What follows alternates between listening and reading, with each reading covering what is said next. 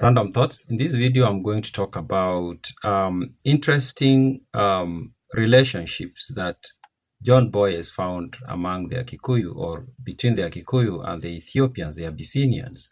And he says that he did travel to Abyssinia, and while there, he did see some practices there that were so similar to what he had seen in among the Wakikuyu. And one of those activities that he found to be, or there are a few that he mentions. Number one, he mentions the making of njohi, the wine from honey. And he says the way it's done among the Wakikuyu is the way he found out that it's done among some communities in Abyssinia, or in the Abyssinian empire or kingdom.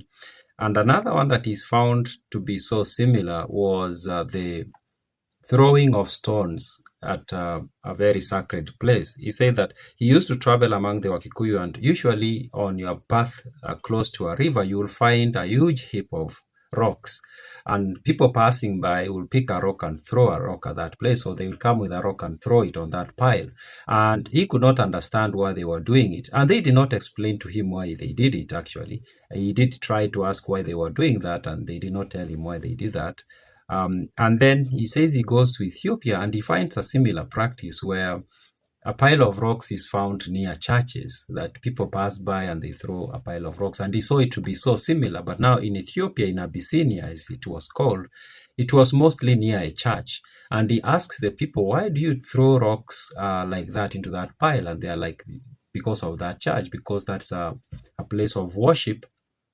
And because I don't have the time to go and do the worship, now throwing this rock here kind of like symbolizes that I've participated in worshiping through that church.